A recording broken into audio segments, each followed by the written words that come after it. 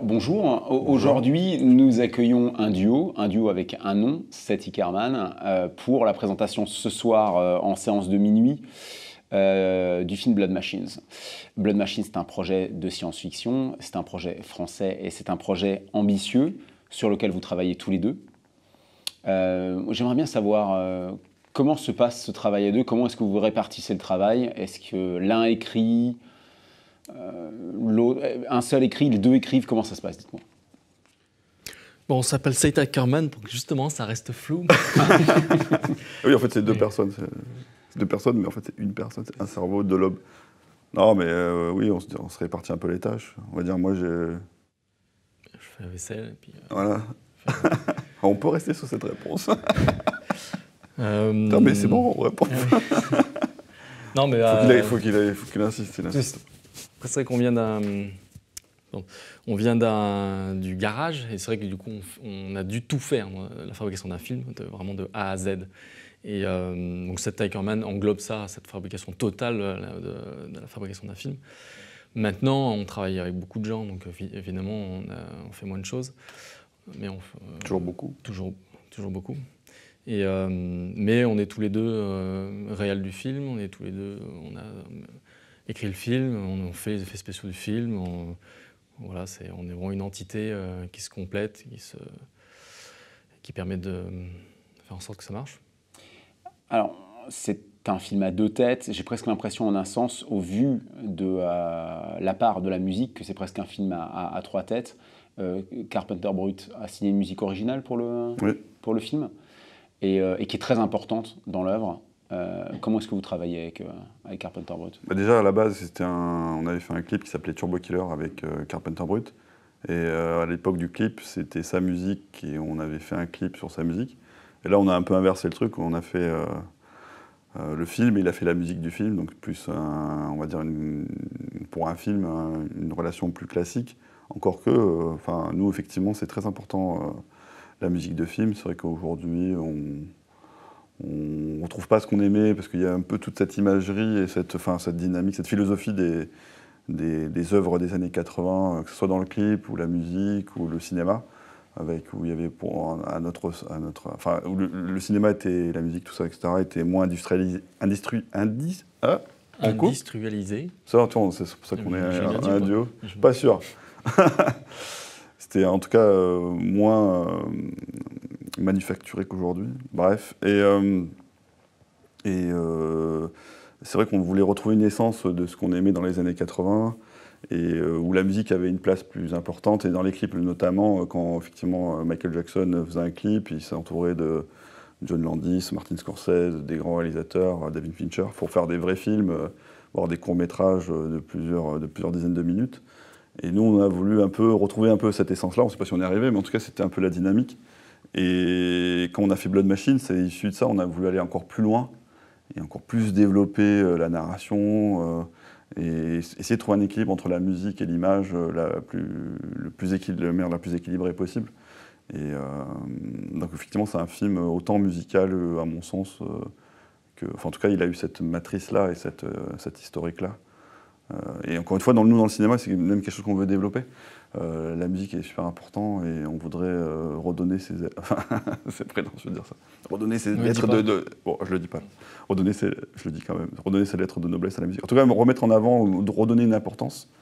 Voilà, où il y avait vraiment une âme et que la musique n'était pas juste une illustration. Genre, il y a une scène d'action, hop, et il y a la musique typique d'action, machin, ça nous intéresse pas. Et on voudrait développer ça. Et, voilà. Et la relation, parce que la question, c'était même pas ça. Avec Carpenter Brut, comment ça s'est fait? Lui, il n'avait jamais fait vraiment de musique de film proprement dite. Et donc, c'était aussi un apprentissage pour lui. Et du coup, il a dû trouver ses marques, un peu comme dans tout le film, parce que nous, on avait l'habitude de travailler dans d'autres conditions, différemment, plus comme disait Savitri, dans une dynamique de film de garage. Le film de garage, ça veut dire qu'on faisait sans moyens, dans notre garage, mais c'est pas que l'image, c'était réel. Et ce qui donne ce qui donne au film aujourd'hui, parce qu'on a dû explorer beaucoup de choses, comment arriver à faire un film de cette ambition-là, avec les moyens qu'on avait, qui n'étaient pas très élevés en France, tout, etc. C'était compliqué. Donc il a fallu trouver nos marques, et c'est pour ça et comme dans la musique, comme lui, il a dû trouver ses marques, il y a une sorte de fragilité parfois qui fait que aussi, mais c'est comme il le dit lui-même, c'est cool, on a fait quelque chose d'assez frais finalement, peut-être fragile parfois, mais avec des vraies intentions, et un vrai amour de ce qu'on faisait, etc. Ce qui fait qu'à des moments, pour moi, c'est une sorte de fulgurance. Je parle de la musique, je parle pas de nous, et qui fait que c'est intéressant et que ça a une âme en tout cas on l'espère. Ça se ressent vraiment dans le film, l'importance que vous souhaitez donner à la musique et ce qu'elle apporte effectivement à l'œuvre. Pour travailler étroitement sur ce terrain-là, vous lui avez montré le film une fois que vous aviez un premier montage, ou est-ce qu'il intervenait, il a déjà eu connaissance des détails à l'écriture, ou comment ça se passe? C'était un peu la difficulté justement qu'il a eu lui, parce qu'il n'avait jamais fait de musique de film, et la lourdeur technique du film ne permettait pas de montrer le film fini rapidement, parce qu'on l'a fini il y a une semaine. Ça fait 2 ans qu'on est dessus. Voilà. Et donc il a eu beaucoup de mal avec ça, parce que c'est vrai que lui, un personnage sur fond vert, ça lui parlait pas, quoi. Et il fallait qu'il arrive à trouver une musique qu'il ait une imagination. Donc on lui a expliqué évidemment beaucoup de choses. On avait fait une animatique 3D qui expliquait quand même beaucoup, qui montrait vraiment le film. Mais là, il a vraiment eu du mal à. En fait, c'est un peu le problème de ce genre de production où il y a beaucoup d'effets spéciaux. Il y a à peu près 500 plans truqués, très truqués, on va dire. Et on demande toujours aux gens d'être dans notre tête. Et en fait, on se rend compte que c'est compliqué. Mais ce qui était intéressant avec Carpenter Brut, c'est qu'en fait, ça a évolué. C'est-à-dire que c'était une conversation. Il faisait des choses par rapport à avec les éléments qu'on lui donnait, on lui expliquait, et ce qu'il voyait, le peu de choses qu'il voyait, parce que parfois il y avait peu de choses, et ça donnait quelque chose. Parfois c'était intéressant. Des fois, ça le laissait plus libre aussi, ce qui faisait un truc, des fois, qu'on n'aurait pas du tout, on ne serait pas du tout allé dans cette direction. Mais du coup, tiens, c'est intéressant, est-ce qu'on peut garder ces éléments-là ? Et plus il voyait les choses évoluer, plus il développait aussi des choses avec ce qu'il voyait, ce qui l'inspirait. Du coup, c'est assez vivant, et c'est ça aussi, encore une fois, ça rejoint ce que j'ai dit juste avant, mais ça a donné quelque chose de vivant, et ça a créé quelque chose d'hybride et en même temps intéressant, et moins rigide que quand tu vas voir un film aujourd'hui, je pense.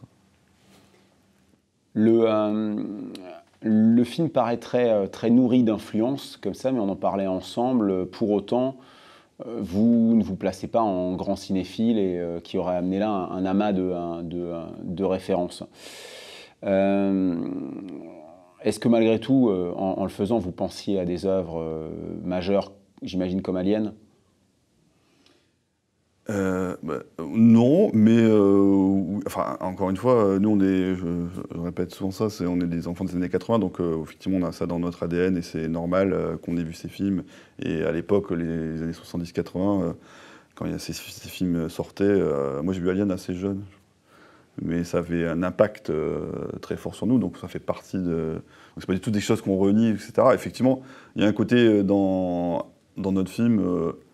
il y a un côté science-fiction et horreur en même temps, donc ça, on peut penser effectivement à Alien. Et il y a aussi une direction artistique très marquée, on va dire, avec dans Alien, c'était H.G. Giger. C'est un peu on pourrait voir Alien comme une relation entre... Enfin, c'est un film de H.G. Giger et Ridley Scott, à mon sens. Et nous, sans dire qui fait quoi, on va pouvoir dévoiler à un moment donné. Mais il y a un peu une relation comme ça aussi avec nous. Sa vitrine est très visuelle. Moi aussi, je suis visuel, mais lui, il va avoir une capacité de création et tout assez exceptionnelle, à mon sens. Bref, et c'est un film, c'est de l'image, et surtout dans des films où on invente, fantastiques comme les nôtres, où on doit tout, où l'univers, tout est à créer, tout est à inventer. Oui, en tout cas, pour moi, c'est des liens de parenté avec Alien. C'est des choses qui sont en nous, bien évidemment, c'est une référence. Si je vous posais la question, en fait, c'est parce que... De Ridley Scott, tu veux dire ? Bien sûr. Si je vous posais la question... Mais alors, non, au-delà même du Ridley Scott, parce que si je vous pose la question, c'est parce que je vois un point commun fort entre les deux, c'est que la féminité est au cœur de l'œuvre. Ouais. Le corps.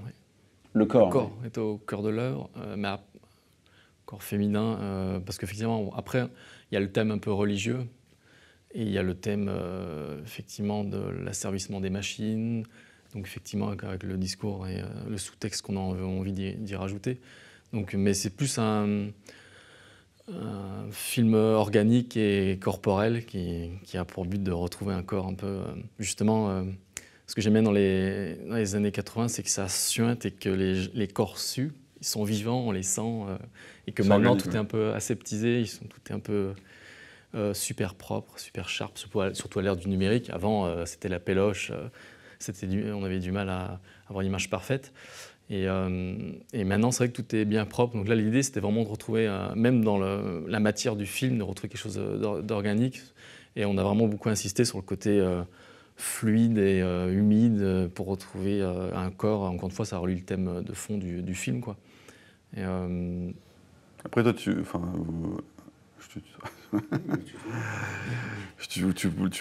parlais aussi, j'imagine, du côté femme forte de Ridley, tout le concept de l'accouchement, etc., la naissance dans Alien, le côté... Voilà. Il y a ça aussi qui est... oui, on peut faire des ramifications. C'est là où on rejoint un peu Giger, qui lui aussi a fait que de travailler les corps. Et c'est clair que nous, ça nous passionne artistiquement et visuellement. C'est une direction qu'on a en commun, mais c'est clair qu'on est des enfants clairement d'Alien. Et en même temps, visuellement, j'ai l'impression que c'est plus un croisement, par exemple, avec la SF moderne là, de Nolan, par exemple, qui est assez froide et très scientifique, très réaliste.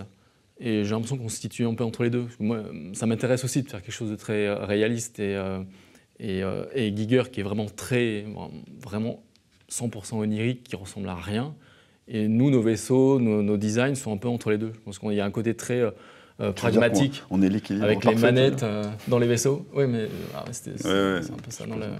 Donc voilà, on navigue entre aussi ce qui est contemporain, ce qui est un peu plus old school, et pour trouver des choses un peu hybrides, proposer des choses un peu nouvelles, on essaye, parce que c'est vrai que dans la SF, c'est très difficile de proposer quelque chose de nouveau. On en voit tellement avec tous les blockbusters qui sortent, à chaque fois, c'est des images extraordinaires. Mais plus lisses. Et en fait, paradoxalement, c'est toujours un peu les mêmes choses, donc c'est difficile de proposer quand même.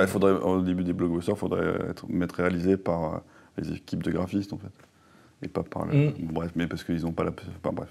Et on coupe ça. On coupe rien. Non, mais bref. Il y a aussi un symbolisme assez fort. Tu parlais du religieux à l'instant. Il y a un symbolisme assez fort quand même dans le film. Je pense que vous êtes conscient de ces éléments-là, la croix par exemple. On est conscient et on est obligé de savoir comment on va l'utiliser, évidemment. Ouais. Et ça fait partie du sous-texte du film, et on l'utilise clairement. Après, on s'en amuse. On ne dira jamais si on est religieux ou pas. Mais on aime bien jouer avec les codes, et des codes qui existent. En plus, là, on était parti, encore une fois, dans la continuité. Blood Machine, c'est une vraie continuité avec le clip Turbo Killer qu'on avait fait avec Carpenter Brut. Donc il y avait cet univers qui était déjà très marqué. Nous, il était hors de question. La relation qu'on avait avec Carpenter Brut, il ne fallait pas que ça soit... on n'était pas à son service, entre guillemets. Il fallait qu'on apporte, qu'on réinterprète ses codes. Donc voilà, c'était comme si c'est un exercice d'école. Tu as des contraintes. Et comment toi, tu arrives à... Voilà. Mais c'est vrai qu'on s'en sert et que nous, on crée même une sorte de symbolisme qui nous est propre. Peut-être sans parler d'une autre religion, mais... c'est vrai que la croix inversée, c'est tout de suite, ça fait penser à Satan, forcément. Alors que nous, qu'est-ce que tu dis mais alors nous, c'est pas du tout notre truc, quoi. Donc on l'a vraiment utilisé pour raconter autre chose.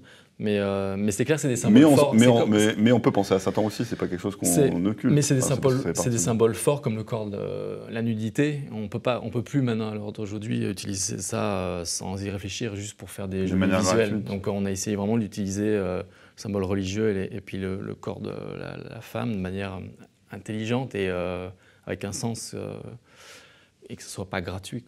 Même si, effectivement, à partir du moment où on fait la nudité, on peut forcément... Aujourd'hui, ça peut être un peu délicat, mais...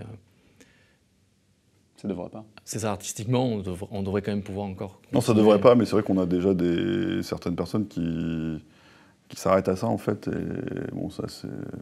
sans critiquer ces personnes, mais nous, on trouve que c'est un peu... C'est pas aller plus loin, quoi. Nous, il y a rien de... on a beau montrer, oui, des femmes nues, des hommes nus, d'ailleurs. Mais il n'y a rien n'est gratuit, tout est toujours dans une réflexion, et on essaie de mettre en valeur... Et on vend pas du yaourt, quoi. On n'utilise pas le corps des femmes pour voilà, la publicité, donc c'est quand même dans ça. un projet artistique qui... donc je pense que ça reste quand même légitime, je pense, mais forcément. Est-ce qu'on peut parler une seconde de la forme et du destin du film? Le film a été, on peut le dire, en coproduit par Shudder, qui est une plateforme de streaming réservée au cinéma de genre sur le continent nord-américain, qui n'est pas accessible en Europe, je crois. Si, dans certains pays comme l'Allemagne, mais pas en France, effectivement. En fait, on a commencé ce projet sur le papier, c'était impossible à produire. C'était un format bâtard, ni un court-métrage, ni un long-métrage, un film musical, pas complètement. Donc c'était difficile à le mettre dans une case, et quand c'est difficile de le mettre dans une case, c'est difficile à produire.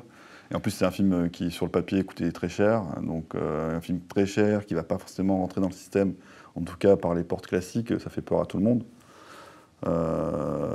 Donc c'est pour ça qu'on a fait on s'est dit, bon, nous, à chaque fois qu'on démarche des choses un peu qui sortent un peu de l'ordinaire, tout de suite on te met les barrières et tu fais jamais rien finalement. Donc en plus nous, comme on a un passif où on arrive à faire beaucoup de choses par nous-mêmes et à produire des choses, bon, des plus courtes, voilà, mais on sait qu'on était capable de faire un certain nombre de choses. On s'est dit, bon ben voilà, ce film-là, on va essayer de le faire en force, entre guillemets.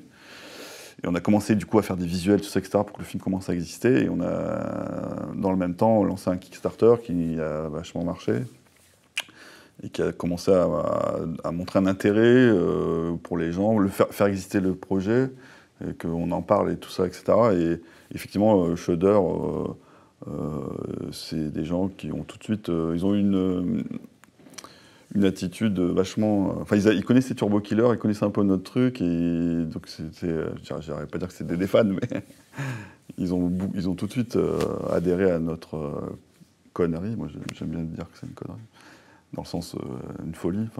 Et c'est un peu les seuls, d'ailleurs, parce que tout le monde... En fait, parce que peut-être qu'ils avaient une culture aussi plus... parce que Shudder, c'est plus orienté...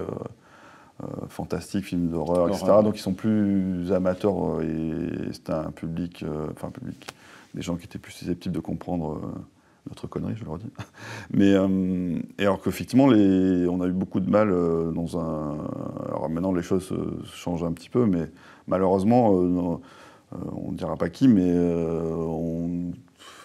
c'est difficile dans le système classique, et les gens qui sont susceptibles, qui pourraient mettre de l'argent dans notre projet, mais ils ne le mettent pas parce qu'en fait ils attendent de voir, en fait ils n'ont pas confiance. Bon, après on peut comprendre pourquoi, mais eux en tout cas, voilà, ils se sont placés tout de suite, ils ont pris le risque. Alors, c'est la force un peu américaine, c'est que ils prennent oui, plus voilà. les risques qu'en France.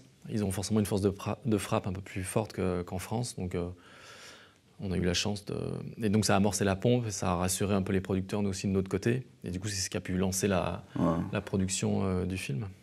Après, nous, on n'est pas contre on fait un film hors système plus parce qu'on nous a... Par contrainte, finalement. On serait content d'être dans le système et qu'on ait un financement français classique, etc. Pourquoi pas, mais c'est vrai que ça paraît un peu compliqué, en tout cas encore aujourd'hui. Donc voilà, on essaie de ne pas se laisser faire et de quand même que les choses existent. Et on est très content, nous, c'est ça. Au-delà de la qualité du film ou quoi, on est très content que le film existe aujourd'hui parce que effectivement, ça partait mal au départ. Donc c'est un peu un petit miracle qu'il existe et ça, c'est cool, quoi. Et on peut vous dire qu'on l'aime beaucoup et on est ravis de le faire découvrir à notre public dès ce soir. Merci d'avoir répondu à ces quelques questions. Merci à vous. Et voilà, et une belle vie au film. Merci.